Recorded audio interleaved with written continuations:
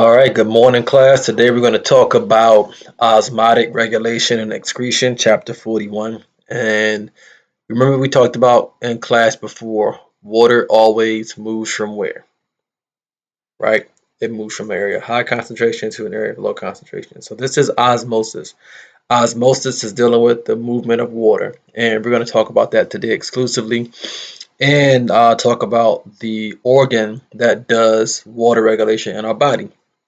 What you guys should know about is your kidneys. So your kidneys are how we regulate water levels in our body, and we're going to discuss that at a superficial level without getting too in depth in terms of how the kidney actually operates and absorption and resorption and things like that. All right, so let's get started on just some definitions that you need to be aware of to make this make sense. So osmotic pressure. Osmotic pressure is, you guys remember we talked about cell membrane, right? So the cell membrane is semi-permeable, which means that some things get through, but other things can't. And for the most part, it's like water and some other solutes, but larger things can't pass through the membrane. This is important. And the reason why is depending on your concentration on either side of the membrane will control which way the water moves, which we'll talk about later on in this chapter. So osmoregulation. We're talking about osmoregulation is an organism that regulates its osmolarity. And what I mean is this. Imagine if you have a cup full of salt, right? And let's say you put a bunch of salt in the cup, a bunch of salt, you keep pouring it in, mixing it up, mixing it up, mixing it up. Is that cup full of more salt than water? And the answer is, depending on how much you put in, but an example in my head, which I'm trying to come across, is it's definitely more salt in this cup. You taste it and it tastes just like you're licking salt, right? It's so much salt. That glass of water has a high concentration of salt and a low concentration of water, okay? High concentration of salt, a low concentration of water. So an osmoregulator, let's start with osmoconformer. If you put an osmoconforming organism inside that salty solution, the osmoconformer will turn salty. It just basically allows this body or allow its environment to take on the properties of whatever you place it in. And let's say now it's salty, you take it out of that and you put it into a cup of pure water. Now you put this salty organism in a cup of pure water. This salty organism will now change to being more pure because you placed it in a pure water solution. All right. So an osmoconformer will basically change to whatever solution you put it in. Now let's look at an osmoregulator. Let's say you have an organism that likes to be salty on the inside. You put that organism in pure water.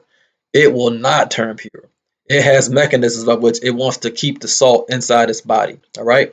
That's what osmoregulation means. That means that you can maintain your desired concentration of whatever we're talking about. So an osmoconformer, he doesn't resist change. He just changes to whatever environment you place him in.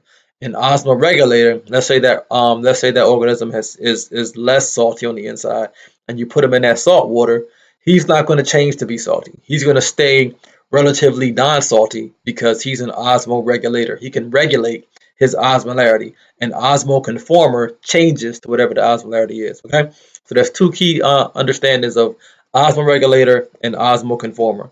A conformer will just take on the properties of whatever you place it in. A regulator will regulate its properties to stay the same. It doesn't want to change until whatever source you put it in. Okay.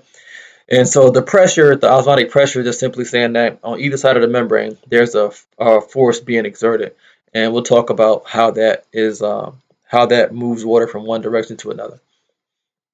All right, semi-permeable membrane. Kind of just mentioned that semi-permeable membranes, they only allow certain solutes and water to pass through, and other things they do not allow through. Electrolytes. I don't know if you guys went over ions in your previous class, but cations and anions. Let's say you have sodium chloride. When you put sodium chloride in water, it disassociates into sodium and chloride. And then those, not getting too crazy, those are really what electrolytes are made of. You're talking about potassium, calcium, sodium, all these different elements are, when you put them in water, it disassociates into a positive and negative ion. That's really what electrolytes are. You hear them a lot in your Gatorade, all the electrolytes you need. And what it's basically saying is you need these minerals to properly function in your cells. And that's really all they're doing. They dissociate, now they're in these ionic forms, and your body can use them for whatever processes they need it for. And the three major compartments in your body will be blood plasma, which I think we just went over that. Blood plasma, 55% water. Extracellular fluid is all the fluid outside of a cell, and then intracellular fluid is all the fluid inside of a cell. All right. So you have blood plasma, extracellular fluid, intracellular fluid, and these are where basically most of the fluid in your body is found in. So we're talking about regulating fluids. You'll find them in these three places.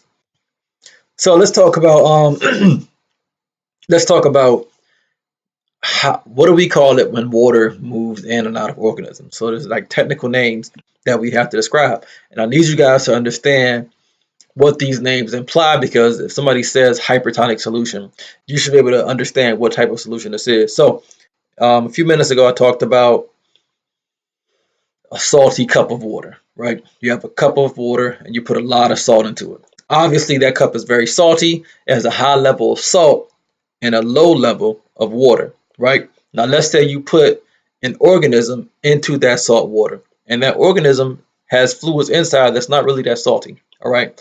So, what direction will water move? Just think about it. Inside the organism, it isn't that salty. It has a higher concentration of water. And then outside the organism, on the extracellular fluid, is going to be the salty water inside the container. So, it's low water and high salt inside that container. So what happens is water moves from inside the organism and it goes outside into the salty water, because water always goes from high concentration to low concentration. That situation is going to be called a hypertonic solution, hyper. And what is basically happening, what do you think happens if what happens to the cell if all the water is leaving the cell? The cell becomes shriveled and shrinks. That's because the water is moving from high to low, from inside the cell to outside into the salty solution. So that's hyper. Now imagine you take an organism and you put it in 100% fresh water. There's no contaminants, there's no solutes present. It's 100% grade A, double distilled, pure water. All right. Now, the organism isn't made of pure water, of course, right? Because you have all these other proteins and things floating around inside the fluid inside the cell. So outside in the pure water has a higher concentration than inside the cell. So what direction will the water move in this predicament?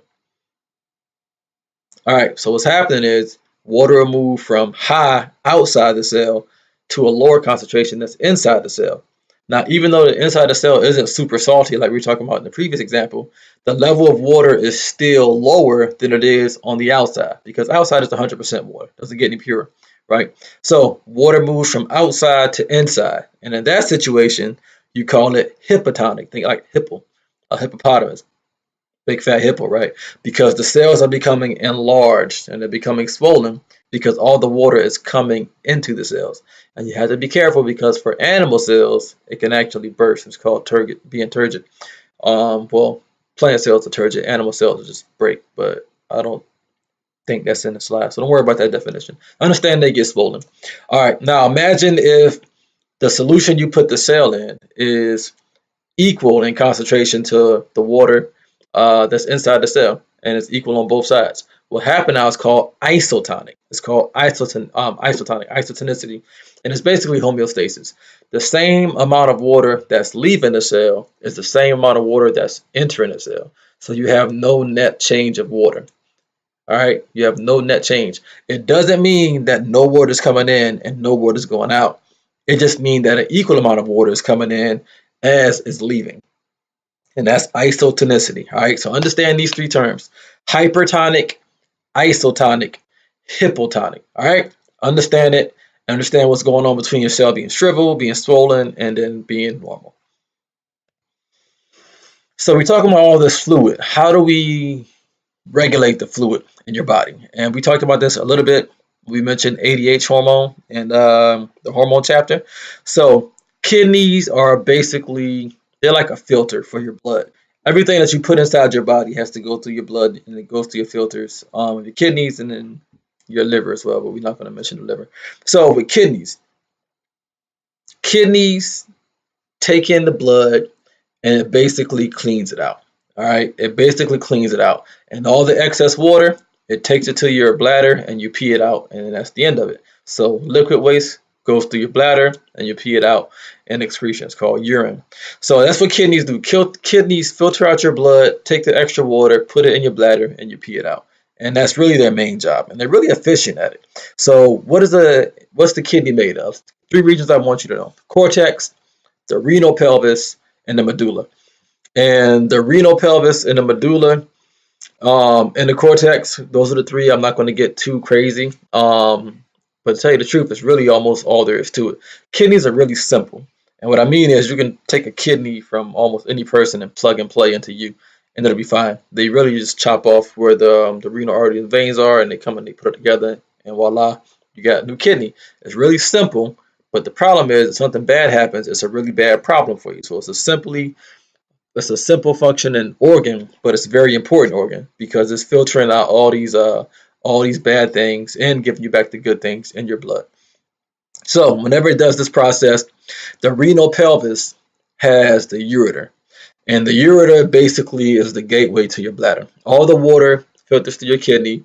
It gathers in the renal pelvic region to go to your ureter, and then it goes to your bladder, and then you pee it out. So the what's actually doing this process. So I'm not going to get too deep in like Bowman's capsules and the glomerulus. We're just going to talk about a nephron. Just understand that the nephron are the functional units of the kidney that do this filtration process. So just understand that. We're not going to get too deep on resorption, absorption. It's like a whole step-by-step process, ascending loop, descending loop. We're not going to get that deep. Just understand that the nephron, all right, the nephron itself is the functional unit of the kidney. It's the one that's doing this filtration process. Now we're going to talk about. You guys should be used to this by now. We always mention whatever system we're talking about, and then we go to the least complex systems, and we go up to the most complex systems. So we can do the same thing here. We're going to talk about the three excretory systems that evolved before kidneys. We're talking about contractile vacuoles, flame cells and nephridia, and then Malpighian tubules. And for these, I need you guys to understand what each one is, understand which organism is associated with that process, and what's happening. So an amoeba is going to be a contractile vacuole. For amoebas, they're really simple organisms. We're talking about prokaryotes, and they essentially, when they have something inside that they want to get rid of, they have these vesicles that take it to the edge of the cell.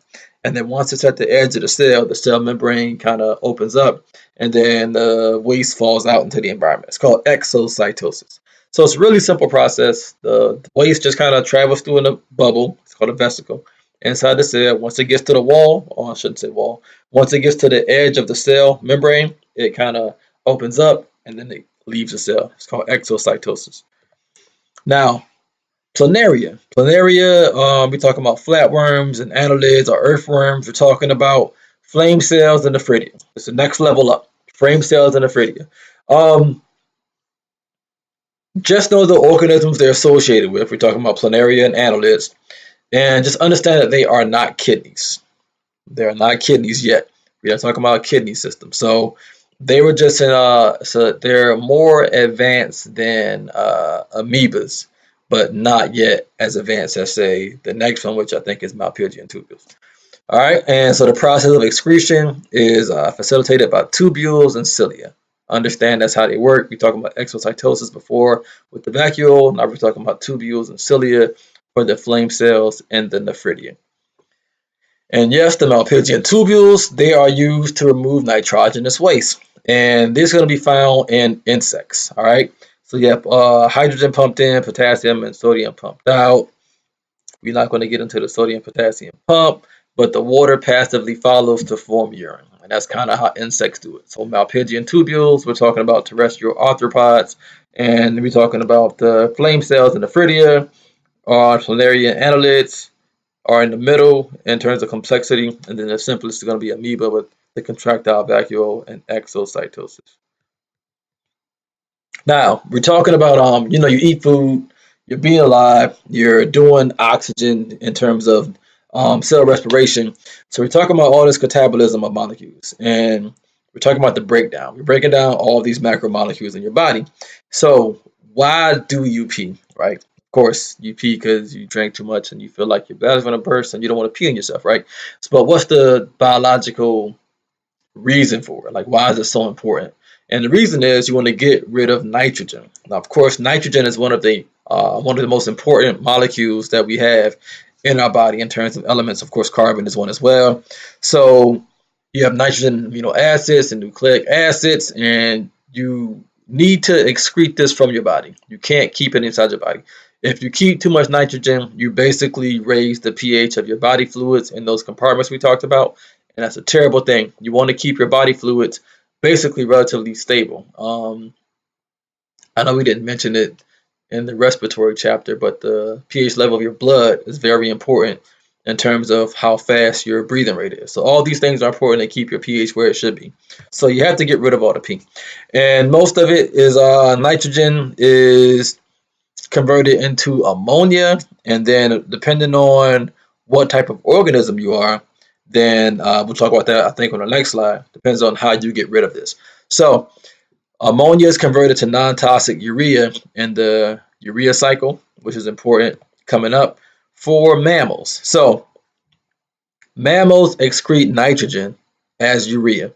Fish use ammonia and birds use uric acid. So we back it up. I told you guys we have to get rid of the nitrogen, right? We have to get rid of nitrogen. And so what essentially happens is if you're a fish, the nitrogen is ammonia, and you just get rid of it. You just pee it out into the water straight up in ammonia. Like for my kids, my youngest son, he's a year, he's 12 months, and so if he pees on something and I put it in the laundry room, for instance, if I don't wash it as soon as he does it, if I come back the next day, it has this really strong smell. And I'm not sure if I hope you guys aren't peeing on yourselves, but maybe you understand what that pee smells like. Or maybe if you play sports in the locker room, you smell a lot in the bathrooms and locker rooms. In any case, it's this pure, that pee smell. It's really strong. All right, that's the ammonia. So fish have the ammonia. Well, fish has the ammonia. It's the nitrogen based on the form of animal that you are. But in any case, the fish just pee out ammonia. They turn nitrogen to ammonia, they pee it out. For us, for mammals, we basically take it and we turn it into urea. And then from urea, we pee it out. Birds, they turn it into uric acid and then they get rid of it. So understand urea, uric acid, ammonia. Understand how each class of animals gets rid of their nitrogenous waste. All right, understand those three: ammonia, urea, and uric acid. So we talk about excess uric acid crystals. So let's talk about problems that happen if this process isn't happening like it should. So you can have an accumulation in your joints and cause gout. And my guy feet, look, his toes are terrible looking, but I don't. That's not a good picture of gout. Let's see if we can get a good picture.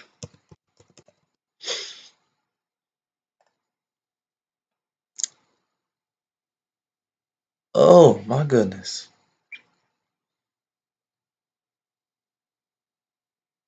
Mm, okay, we're done here. Woo! Have mercy. All right, so you guys can see, man, you don't want no problems with that gout. You don't want any problems with that. Just yeah, live a healthy lifestyle and make sure you're doing well and treat your kidneys right, man, because you don't want to have any problems with the gout. And it's a very painful process. Very painful process.